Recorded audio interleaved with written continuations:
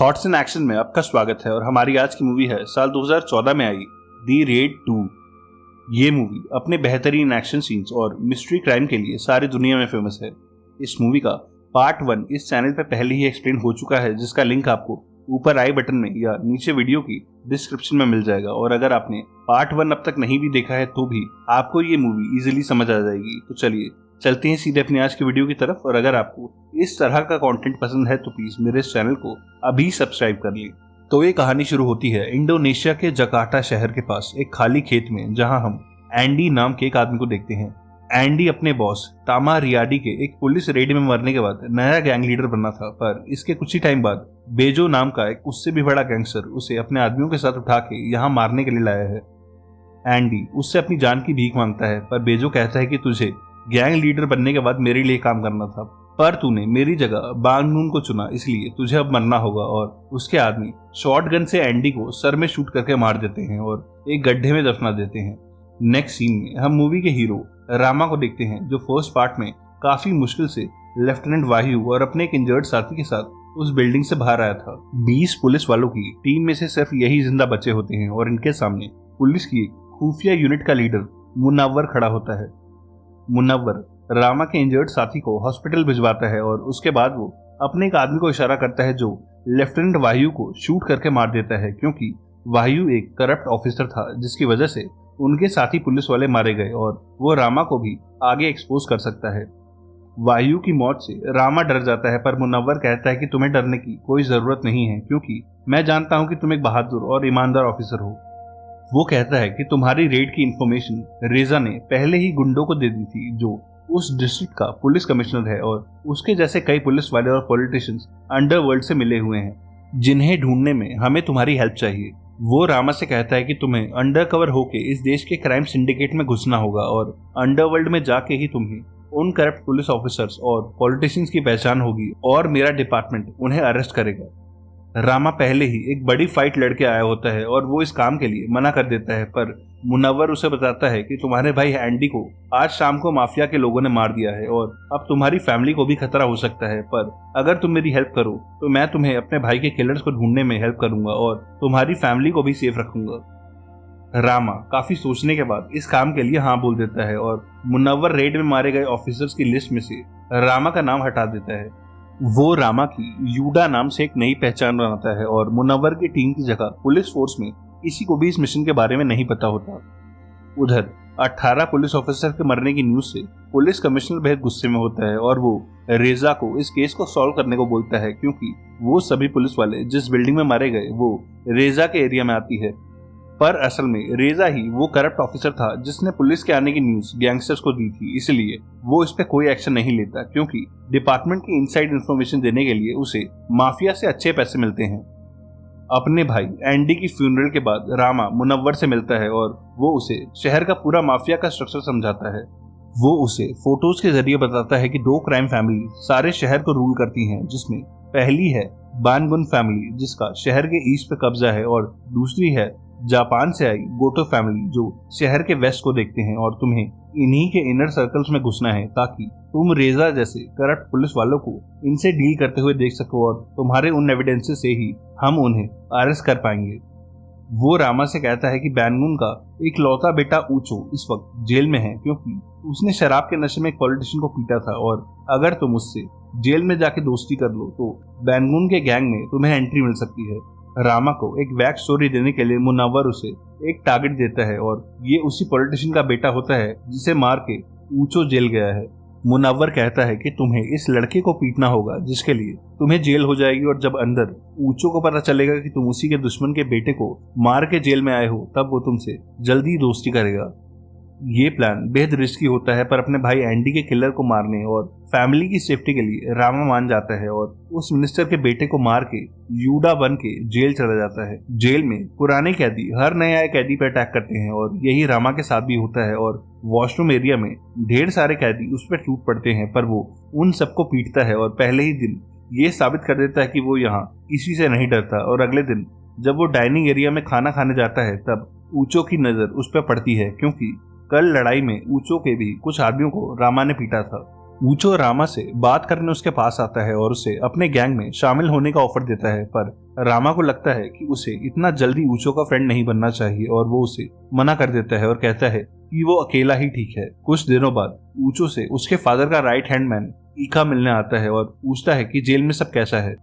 ऊचो ईका को रामा की शक्ल दिखाता है और कहता है कि मुझे इस आदमी के बारे में सारी इन्फॉर्मेशन चाहिए और ईका उसे देख के स्माइल करता है और बताता है कि इस लड़के का नाम यूडा है और जिस मिनिस्टर को तूने मारा था इसने उसी के बेटे को हॉस्पिटल पहुंचाया है, इसलिए 6 महीने की जगह इसे 2 साल की सजा हुई है। और ऊचो ये सुन के इम्प्रेस होता है। एक दिन बारिश की वजह से जेल के कॉमन यार्ड में कीचड़ भर जाता है और सभी कैदियों को शेड के पास बैठना पड़ता है। यहीं मिनिस्टर के भेजे हुए कुछ लोग ऊचो पे अटैक करते हैं और उसके पास बैठा रामा भी उनसे लड़ पड़ता है। जेल के गार्ड्स जब इस लड़ाई को रोकने बीच में आते हैं तो कैदी उन पे भी हमला कर देते हैं और ये लड़ाई और भी भयानक हो जाती है और रामा ऊचो के साथ मिलकर लड़ता है और उसे स्टैब होने से बचा लेता है और इसी लड़ाई के बाद वो ऊचो का फ्रेंड बन जाता है क्योंकि रामा ने उसकी जान बचाई है। 2 साल के बाद जब रामा जेल से बाहर आता है तब ऊचो उसे लेने आता है और कहता है कि मैं तुम्हें अपने फादर से मिलवाना चाहता हूँ। और रामा उसकी कार में बैठने से पहले वो माइक फेंक देता है जो मुनावर ने उसे दिया था क्योंकि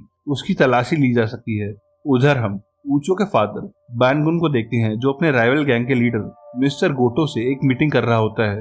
गोटो कहता है कि मेरे पास पक्की इन्फॉर्मेशन है कि बेजो नाम का एक नया गैंगस्टर शहर में आया है और वो धीरे धीरे शहर में अपना बिजनेस और गैंग बढ़ा रहा है। बैंगुन कहता है कि इस बेजो का नाम मैंने भी सुना है पर बिना प्रोवोकेशन के मैं कोई लड़ाई शुरू नहीं करता और अब तक उसने मेरे किसी भी बिजनेस में इंटरफेयर नहीं किया है, इसलिए मैं कुछ नहीं करूंगा, पर तुम्हारी क्राइम फैमिली अगर चाहे तो उसे मार सकती है। गोटो के वहां से जाने के बाद ऊचो रामा को लेकर अपने फादर के ऑफिस में आता है और बैंगुन उससे मिलके खुश होता है क्योंकि रामा ने जेल में उसके बेटे की जान बचाई थी। वो कहता है कि तुम एक अच्छे फाइटर हो और मेरे बेटे के दोस्त भी हो, इसलिए मैं तुम्हें अपने गैंग में एक पोजीशन ऑफर कर रहा हूँ। वो रामा को स्ट्रिप करने को कहते हैं क्योंकि वो सभी नए लोगों के साथ केयरफुल रहते हैं और रामा अपने सारे कपड़े उतार के ईका को देता है जो उन्हें रिकॉर्डिंग डिवाइसेस के लिए चेक करता है और कुछ ना मिलने पर उसे नए कपड़े दिए जाते हैं। गैंग में शामिल होने के बाद ईका उसे एक नए अपार्टमेंट में लेके जाता है और कहता है कि आज से यही तुम्हारा घर है। वो रामा से कहता है कि हम दोनों एक ही जगह से आए हैं और अगर तुम अच्छे से काम करोगे तो इस बिजनेस में बेहद ऊपर तक जाओगे। उसके जाने के बाद रामा लाउड म्यूजिक प्ले करने लगता है और अपने मुंह में छिपाए हुए सिम कार्ड से मुनव्वर को फोन करता है और कहता है कि मैं बैंगुन के गैंग में घुस चुका हूँ पर मैंने तुम्हारा रिकॉर्डिंग डिवाइस फेंक दिया है, वरना आज की तलाशी में मैं मारा जाता। वो कहता है कि इसके बाद तुम मुझे कांटेक्ट मत करना और मैं खुद तुम्हें सेफ जगह पहुंच के सारी अपडेट्स दूंगा। इसके बाद रामा अपनी वाइफ को कॉल करता है और मेक श्योर करता है कि उसकी फैमिली सेफ है और वो उससे कहता है कि मैं जल्द ही घर वापस आ जाऊंगा। अपने पहले टास्क में रामा ऊचो, ईका और कुछ लड़कों के साथ वसूली करने एक गैंगस्टर के अड्डे पे जाता है जो बैंगुन के एरिया में R रेटेड वीडियो शूट करता है। वो गैंगस्टर ऊचो से अच्छे से बात करता है और उसे इस महीने के कट के पैसे देता है, पर ऊचो कहता है कि ये पैसे कम हैं क्योंकि मुझे पता चला है कि तू इन वीडियोस के साथ अब ड्रग्स का बिजनेस भी करने लगा है, इसलिए तुझे उसके लिए भी पे करना होगा। ये सुन के वो गैंगस्टर भड़क जाता है और अपने साथ बैठे आदमी को ऊचो को शूट करने का इशारा करता है। वो आदमी टेबल के नीचे छुपाई हुई शॉटगन से ऊचो को शूट करने वाला होता है और रामा और ईका समझ जाते हैं कि यह लड़ाई होने वाली है और रामा सबसे पहले उस आदमी को मार के उसकी शॉटगन की डायरेक्शन चेंज कर देता है और पहली गोली चलते ही ईका, ऊचो और उसके साथ आए आदमी उस गैंगस्टर के आदमियों को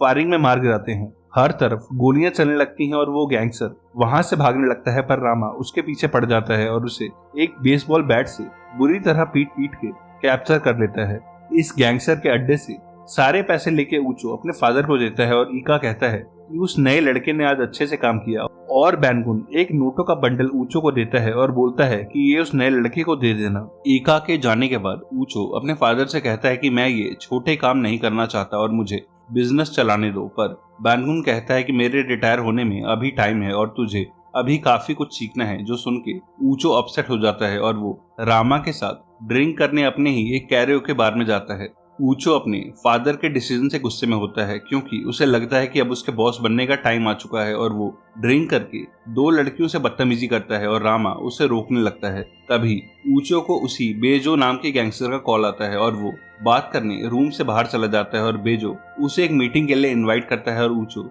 ये बात किसी से शेयर नहीं करता। ऊचो को बाहर देख के रामा फौरन अपना रिकॉर्डिंग डिवाइस ऊचो के वॉलेट में छुपा देता है। नेक्स्ट सीन में हम बानगुन को एक छोटे से घर में देखते हैं जो अपने सबसे लॉयल और खतरनाक हिटमैन प्रकाशो से मिलता है और उसे कुछ पैसे और एक आदमी की फोटो देता है जो उसके एरिया में ड्रग्स बेचता है। प्रकाशो जो कमाल का फाइटर होता है रोड साइड खाना खाने लगता है जब वो आदमी अपने गैंग के साथ उसके सामने से गुजरता है और वो उसके पास जाता है और सबके सामने उसके ढेरों गैंग मेंबर्स को पीटने के बाद वो अपनी तलवार से उस आदमी की जान ले लेता है। नेक्स्ट डे बानगुन रामा को एक लेक के पास मिलने के लिए बुलाता है और कहता है कि मेरा बेटा ऊचो बेहद गुस्से वाला है और मैं नहीं चाहता कि मेरा कोई दुश्मन इस गुस्से का फायदा उठाए, इसलिए हमेशा उस पर नजर रखना और उसे सेफ रखना। पर इन दोनों को ही नहीं पता होता कि ऊचो सबको बिना बताए बेजो से मिलने जा रहा है। बेजो वही गैंगस्टर है जिसने मूवी की स्टार्टिंग में रामा के भाई एंडी को मारा था और वो इस शहर के माफिया को अपने कंट्रोल में करना चाहता है क्योंकि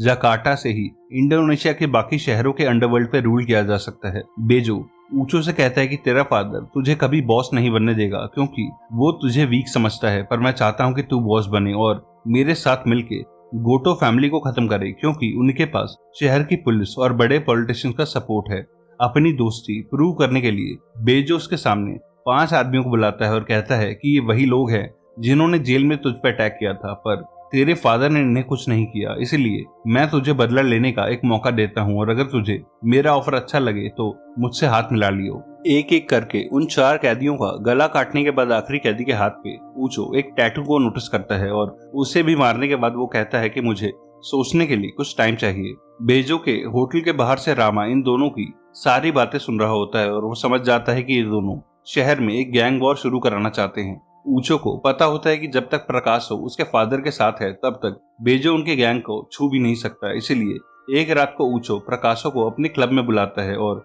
उसे भड़काने के लिए कहता है कि हमें गोटो फैमिली पे अटैक करना चाहिए। पर प्रकाशो उसकी बातों में नहीं आता और कहता है कि तुम बस अपने फादर पर भरोसा रखो और कोई लड़ाई शुरू मत करो। वो जब ऊचो की बातों में नहीं आता तो ऊचो वॉशरूम का बहाना बना के वहां से चला जाता है और थोड़ी ही देर में क्लब खाली होने लगता है और कुछ आदमी प्रकाशो को मारने के लिए घेर लेते हैं। प्रकाशो समझ जाता है कि उसके बॉस के बेटे ने ही उसे धोखा दे दिया है, पर वो कोई आम फाइटर नहीं होता और वो उन सभी आदमियों पे टूट पड़ता है। ऊचो आदमी भेजता रहता है और प्रकाशो किसी को भी जिंदा नहीं छोड़ता, पर इस ब्रूटल फाइट में वो बुरी तरह जख्मी हो जाता है और जब तक वो उस क्लब से बाहर आता है तब तक उसकी हालत क्रिटिकल हो जाती है और बेजो का एक एक्सपीरियंस फाइटर उसके पास आके फाइनली उसे मार डालता है। गैंग वॉर शुरू कराने के लिए ऊचो प्रकाशो की डेथ का ब्लेम गोटो फैमिली पे डालता है और कहता है कि अब हमें बदला लेना ही होगा, पर बानगुन कहता है कि गोटो फैमिली बिना रीजन की कभी प्रकाशो को नहीं मारेगी, इसलिए मैं पहले उनसे मीटिंग करूंगा ताकि पता चल सके कि वो ये लड़ाई क्यों शुरू कर रहे हैं। ये सब सुन के ऊचो को बेहद गुस्सा आता है और वो ऑफिस से बाहर आके रामा से भी बदतमीजी करता है और कहता है कि मेरे बाप की साइड लेना छोड़ दे क्योंकि मैं तुझे यहाँ लाया हूँ। वो बेजो को कॉल करता है और बोलता है कि मेरा फादर अभी भी कोई एक्शन नहीं ले रहा, इसलिए तुझे कुछ करना पड़ेगा और बेजो अपने कुछ खास फाइटर्स को गोटो और बानगुन दोनों ही गैंग के फाइनेंसर्स और बड़े लीडर्स को मारने का ऑर्डर देता है और कहता है कि हमला ऐसा लगना चाहिए कि इन दोनों गैंग्स ने एक दूसरे पे ही अटैक कर दिया है। उसके ऑर्डर्स मिलते ही बेजो के किलर्स दोनों गैंग्स के इंपॉर्टेंट लोगों को ढूंढ ढूंढ के मारने लगते हैं और सारे शहर में एक गैंग वॉर शुरू हो जाती है। गैंग वॉर को बढ़ता देख के एक रिटायर्ड गैंगस्टर दोनों फैमिलीज के बीच में एक मीटिंग बुलाता है और उन्हें कॉम्प्रोमाइज करने को बोलता है।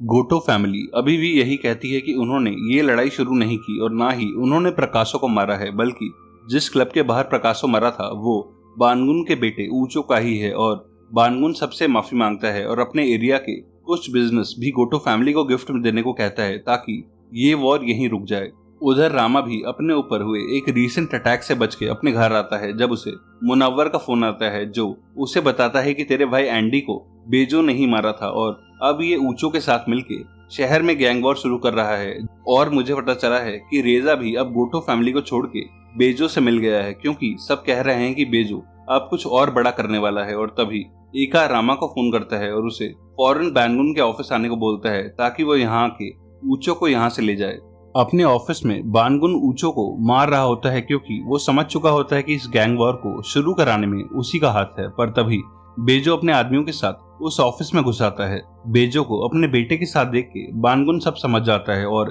बिना अपने फादर से आंखें मिलाए ऊचो उसे फेस में शूट करके मार देता है। ऊचो की इस गद्दारी से ईका भी उसे मारने के लिए आगे बढ़ता है और ऊचो उसे भी पैर में शूट कर देता है, पर उसे शर्म आने लगती है और वो उसे दूसरी गोली नहीं मार पाता और बेजो उससे रिवॉल्वर लेके ईका को मारने लगता है। पर तभी रामा वहां आके सबसे लड़ पड़ता है और वो ईका को वहां से भगा देता है। बेजो का वो फाइटर रामा को पीट डालता है और ऊचो कहता है कि ये मेरा दोस्त है, इसीलिए इसे मेरे सामने मत मारना। बेजो के लोग रामा को उठा के एक कार में डालते हैं और उसे मारने के लिए एक खाली जगह पे लेके जाने लगते हैं, पर ईका टाइम पे आके उन सबसे लड़ जाता है और गोलियां खाने के बाद भी वो रामा को वहां से निकाल कर ले जाता है और बेजो के कई आदमी इस कार चेज में मारे जाते हैं। उधर गोटो फैमिली को भी अब ये बात क्लियर हो जाती है कि ये सब बेजो ने करवाया है और बैंगुन के बेटे ऊचो की तरह रेजा नाम का उनका पुलिस वाला दोस्त भी अब बेजो से मिल गया है। और गोटो अपने बेटे और भाई से कहता है कि अपने सभी आदमियों को इकट्ठा करो और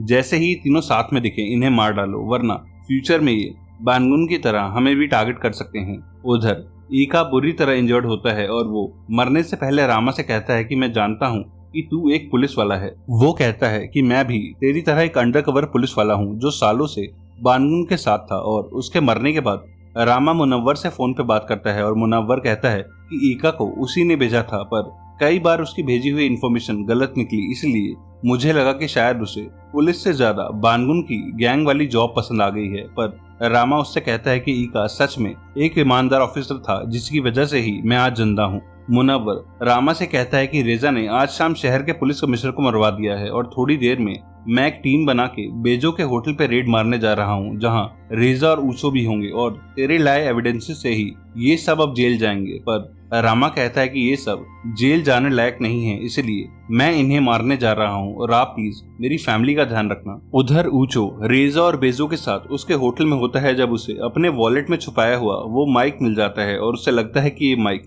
बेजो का है। पुलिस और गोटो फैमिली से पहले ही एंडी और ईका की मौत से नाराज रामा बेजो के होटल में पहुंच जाता है और उसके आदमियों को बुरी तरह पीटने लगता है। बेजो के आदमी अंदर आके उसे बताते हैं और वो अपने उन स्पेशल फाइटर्स को रामा को मारने के लिए भेजता है और एक और खूनी फाइट की शुरुआत होती है। अंदर रेजा बेजो और ऊचो से और ज्यादा पैसों की डिमांड करता है क्योंकि माफिया के साथ अब पुलिस भी उन दोनों के लिए काम करेगी। और ऊचो बेजो की रिस्ट पे वो टैटू नोटिस करता है जो उसने कैदियों के हाथ पे देखा था और उसे समझ आता है कि बेजो ने उस दिन कैदी बोल के अपने ही आदमी मरवा दिए थे। ऊचो बेहद शर्मिंदा होता है क्योंकि उसका फादर सही था पर उसने पावर के लिए उसे मार दिया। बाहर रामा बेजो के सभी फाइटर से अकेला लड़ रहा होता है और ये फाइट्स बेहद ब्रूटल होती हैं, पर वो मल्टीपल ट्राइज के बाद भी उन सभी को मार डालता है और अब तक उसकी खुद की हालत भी बेहद वीक हो चुकी होती है। फाइनली रामा उस रूम में घुस जाता है जहाँ ये तीनों होते हैं और बेजो एक शॉटगन उठाता है और एक शॉटगन रेजा को भी देता है, पर ऊचो शॉटगन को पहले कैच करके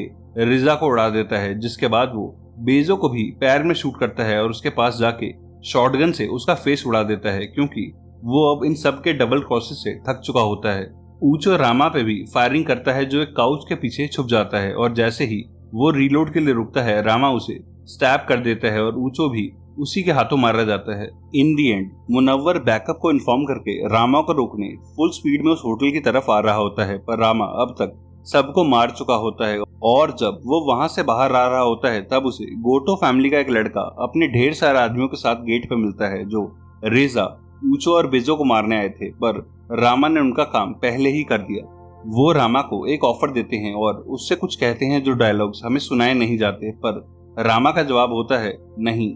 मेरा काम खत्म हो चुका है। और इसी के साथ ये मूवी यहीं एंड होती है। एक और ऐसी ही मूवी के लिए लेफ्ट या राइट वाली वीडियो पे क्लिक करना। तब तक के लिए stay safe and keep watching thoughts in action.